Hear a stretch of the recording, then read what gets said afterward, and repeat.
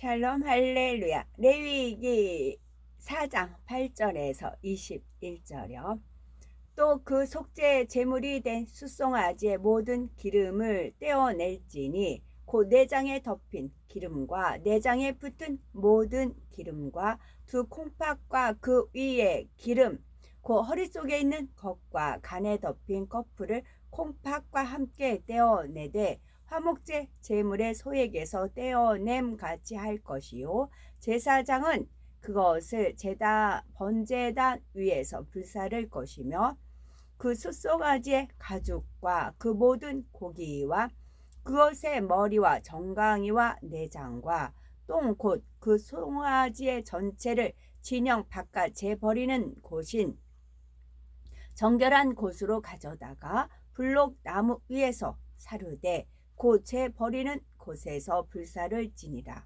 만일 이스라엘의 온 회중이 여호와의 계명 중 하나라도 부지 중에 범하여 허물이 있으나 스스로 깨닫지 못하다가 그 범한 죄를 깨달으면 회중은 숫송아지를 속죄제로 드릴지니 그것을 회막 앞으로 끌어다가 회중의 장로들이 여호와 앞에서 그 숫송아지 머리에 안수하고 그것을 여호와 앞에서 잡을 것이요 기름 부음을 받은 제사장은 그 숫송아지의 피를 가지고 회막에 들어가서 그 제사장이 손가락으로 그 피를 찍어 여호와 앞 휘장 앞에 7번 뿌릴 것이며 또 그 피로 회막 안 여호와 앞에 있는 제단 뿔들에 바르고 그 피 전부는 회막 문 앞 번제단 밑에 쏟을 것이며 그것의 기름은 다 떼어 제단 위에서 불사르되 그 송아지를 속죄제에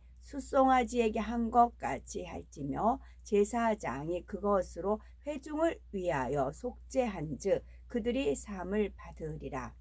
그는 그 숫송아지를 진영 밖으로 가져다가 첫 번 숫송아지를 사름같이 불사를 지니 이는 회중의 속죄죄니라. 아멘. 제사장의 속죄제에 이어서 회중이 범죄했을 때 속죄제의 방법과 절차에 대해서 증거합니다. 우리가 예수 그리스도를 구세주로 믿고 회개할 때 모든 죄를 사함 받습니다. 그러나 믿는다는 것은 자기 방법대로 믿는 것이 아니고 회개한다 해도 자기 보기에 좋은 방법으로 회개하는 것이 아닙니다. 하나님께서 인정하시는 믿음을 가지고 하고 하나님께서 인정하시는 회개의 방법을 쫓아 순종하는 행함이 있어야 어린 양 대신 주님의 보혈이 우리의 모든 죄를 사해 주실 수 있는 것입니다. 곧 제사 받는 방법을 바르게 알고 그대로 순종하여 영적인 속죄제를 드릴 때라야 하나님과의 사이에 죄의 담이 온전히 헐어질 수 있는 것이지요. 그런데 속죄제는 제사를 드리는 사람의 신분에 따라 드려지는 제물과 방법이 달라집니다. 먼저 제사장이 범죄하면 흠없는 숫송아지를 제물로 드리되 제물의 피를 손가락에 찍어 성소장 앞에 7번 뿌리고 성소 안에 분향단의 뿔에 그 피를 바르며 남은 피는 번제단 밑에 온전히 다 쏟아 부어야 하지요. 영적인 의미를 살펴보면 하나님 앞에서 회개할 때 먼저는 마음과 행함으로 온전히 돌이킴으로 죄를 떨어버려야 한다 했습니다. 그리고 스스로 돌이켜 회개한 것은 하나님의 권위 안에서 인침받아야 하는데 발견되는 순간에 회개할 뿐 아니라 주일에 하나님의 성전에 나와 회개하되 성령의 역사 가운데 예수 그리스도의 이름으로 회개하는 기도가 있어야 합니다. 또한 생명을 다하고 마음과 뜻과 중심을 다해 헌신적인 자세로 온전한 회개를 드려야 하지요. 이처럼 참된 회개를 드린 사람은 감히 하나님 앞에 거짓으로 회개할 수 없고 다시는 같은 죄를 범할 수 없습니다. 만약 말로만 회개하고 거듭 범죄할 때는 하나님 앞에 거짓말하고 만울이 여긴 것이 되지요. 그러니 범죄한 것을 용서하기는커녕 이전의 죄 위에 다른 죄를 더하게 되는 것이므로 하나님의 자녀라면 죄악을 철저히 성령으로 회개할 뿐 아니라 다시는 범죄치 않도록 온전히 벗어버려야 하는 것입니다. 레위기 4장 8절에서 10절을 보면 또 그 속죄 제물 된 숫송아지의 모든 기름을 취할지니 곧 내장에 덮인 기름과 내장에 붙은 모든 기름과 두 콩팥과 그 위에 기름 그 허리 근방에 있는 것과 간에 덮인 커플을 콩팥과 함께 취하되 화목제 희생의 소액에서 취함같이 할 것이요 제사장은 그것을 번제단 위에 불사를 것이며 했습니다. 레위기 3장에 화목 제물의 기름을 취한 것처럼 속죄 제물의 기름도 동일한 방법으로 취하게 되지요. 생명체가 활동을 이루기 위해서는 콩팥을 비롯하여 내장의 각 부분 중 어느 한 분야도 필요 없는 것이 없지요. 이렇게 중요한 모든 요소에서 기름을 취하여 불태우는 것입니다. 기름은 짐승의 생명이요 진액이며 그 생명이 되는 기름을 번제단 위에 사른다는 것은 생명을 다하고 온 마음과 뜻과 정성을 다한 회개라야 하나님 앞에 연락된다는 사실을 알려주고 있지요. 기름의 영적인 의미는 제물을 드릴 때 정성을 다해 하나님께 드려야 하며 중심의 기도와 함께 드려야 하는 것임을 이미 화목제에서 살펴보았습니다. 속죄제의 말씀은 번제나 화목제의 절차와 중복되는 내용이 많이 있고 또 속죄제 중에서도 제사장의 속죄자와 또 다른 속죄제가 대체로 제사장의 속죄자와 비슷합니다. 레위기 4장 11에서 12절을 보면 그 숫송아지의 가죽과 그 모든 고기와 그 머리와 다리와 내장과 똥 곧 그 송아지의 전체를 진 바깥 재 버리는 곳인 정결한 곳으로 가져다가 불로 나무 위에 사르되 그 재 버리는 곳에서 살을 찌니라 하셨습니다. 번제의 예물은 성소 안에 번제단 위에 장작을 놓고 장자 위에다 높은 부위를 다 불사른다 했는데 속죄 제물은 기름과 콩팥을 제외한 모든 분야를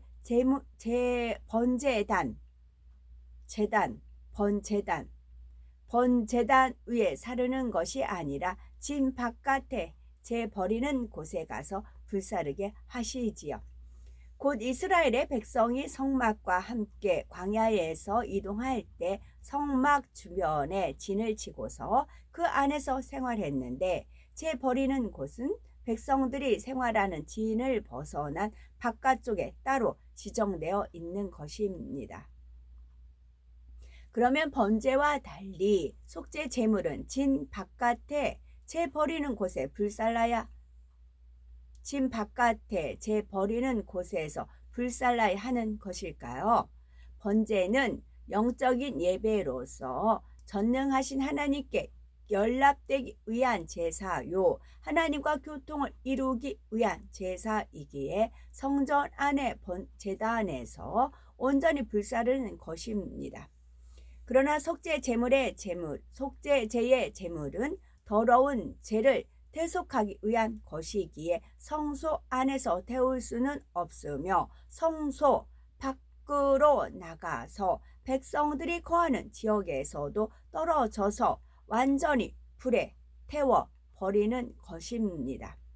오늘날도 우리가 회개할 때는 하나님 앞에 회개한 죄악을 완전히 벗어버림으로 우리의 삶에서 멀리 떠나도록 해야 합니다. 교만, 자존심, 세상에서 갖고 있는 구습, 하나님 앞에 합하지 않은 육체의 일들, 이런 것들을 다 성령의 불에 태워 버려야 하지요. 그리고 이렇게 불에 태운 재물 곧 송아지는 안수한 사람 자신의 죄를 전가한 것이라 했으므로 이후로는 그 자신이 하나님께서 기뻐하시는 산 죄물 곧 송아지와 같은 모습으로 나와야 합니다. 그러면 사람이 소와 같은 모습이 된다는 것은 무슨 의미일까요? 제사의 제물로서 송아지를 드릴 때 하나님께서 기뻐하시는 이유에 대해서 번제에서 설명을 했는데요. 소는 짐을 대신 져주고 사람에게 오직 좋은 것만 주며 피해를 주지 않는다 했지요. 또한 고기를 내주어 양식 삼게 하며 밭을 갈아준다 했지요. 그래서 이러한 소의 속성이 우리를 대속하기 위해 죽으신 예수 그리스도의 속성과 동일하다는 영적인 의미를 설명했지요. 그러므로 우리가 회개하고 재물의 모든 부위를 불살라 드렸다면 이후로는 하나님께 드린 재물처럼 또한 속죄의 제물이 되어 주신 주님처럼 변화되어 나와야 하는 것입니다. 주님을 대신하여 부지런히 양떼를 섬김으로 그 죄의 짐을 내려놓게 해주고 오직 진리와 선한 것으로만 공급해 주어야 합니다. 양떼에게 하나님의 말씀을 가르쳐 양식 삼게 하며 눈물과 인내와 기도로 헌신하여 그들 자신의 마음밭을 갈도로 도와줌으로 성결된 하나님의 참 자녀로 변화시켜야 하는 것입니다. 이렇게 해 나갈 때 하나님께서 참된 회개로 인정하시고 축복의 길로 인도해 주시는 것이지요. 혹 주의 종이 아니라 해도 베드로전서 2장 9절에 오직 너희는 택하신 족속이요 왕 같은 제사장들이요 거룩한 나라요 그의 소유된 백성이니라고 말씀한 대로 주를 믿은 우리는 믿음에 있어서는 모두가 제사장과 같이 온전하여 참된 하나님의 자녀가 되어야 합니다. 그러니 우리는 직분에 상관없이 범죄하지 않고 거룩한 삶을 살아야 하며 범죄했을 때는 제사장과 마찬가지로 철저히 회개하고 죄에서 돌이켜야 하는 것입니다. 레위기 4장 13절 만일 이스라엘 온 회중이 여호와의 금령 중 하나라도 범하여 허물이 있으나 스스로 깨닫지 못하다가 라고 했지요. 온 회중이 죄를 범했다는 것은 오늘날로 보면 교회 전체가 범죄하는 경우입니다. 예를 들어 교회들 중에 보면 주의 종이나 장로, 권사 등 사람을 중심으로 당을 짓고 분란을 일으키는 경우가 있죠. 이렇게 당을 지어 교회 안에서 분쟁을 일으키기 시작하면 나중에는 대부분의 성도들이 그 분쟁에 휩쓸려 서로 허물을 말하며 감정을 품는 등 교회 전체가 하나님 앞에 죄를 범하여 큰 담을 만들게 됩니다. 또 양떼의 머리 된 일꾼들이 단합해서 주의 종을 대적하다가 결국 추방하는 일도 있지요. 이는 진리로 비추어 볼 때 상상할 수도 없는 일이요 하나님께서도 용납하실 수 없는 일이지요.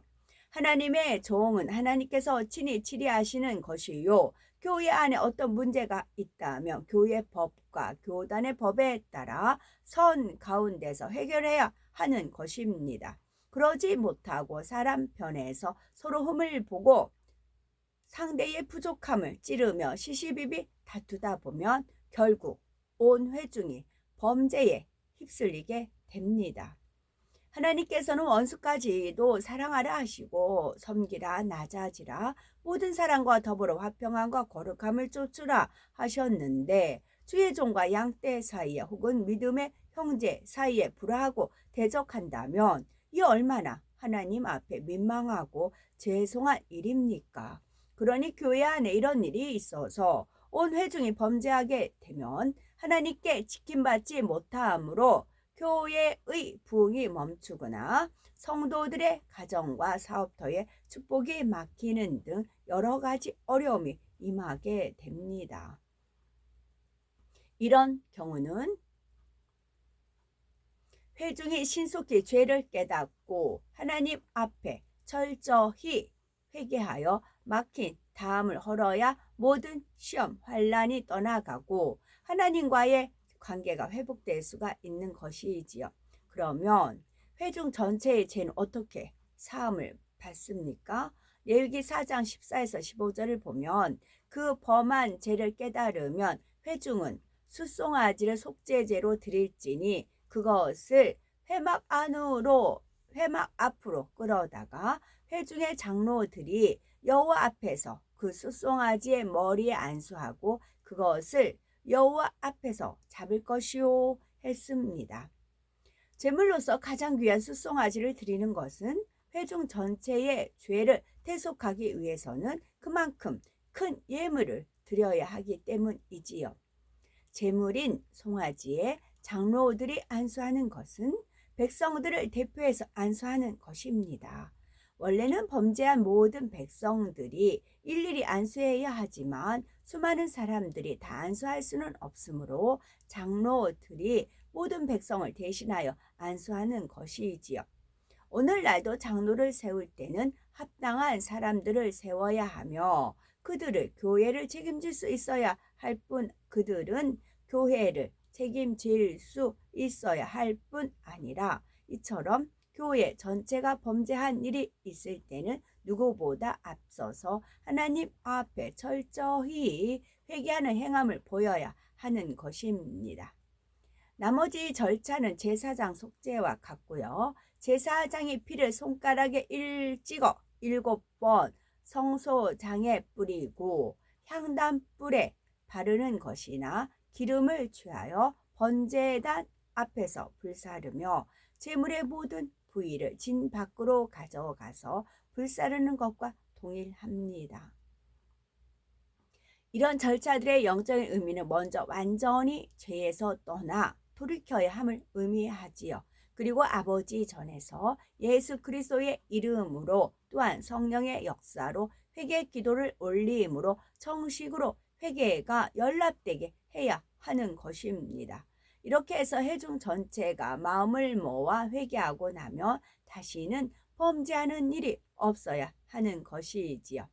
족장들과 평민의 속죄제는 이렇고요. 따라서 빛 대신 하나님의 자녀로서 범죄하지 않으며 혹 부지 중에 범죄한 것을 깨달았으면 즉시 돌이켜 회개하고 다시 빛 가운데 거함으로 하나님의 사랑과 하나님의 축복이 항상 우리의 삶에 함께 하여야 되겠죠. 아멘.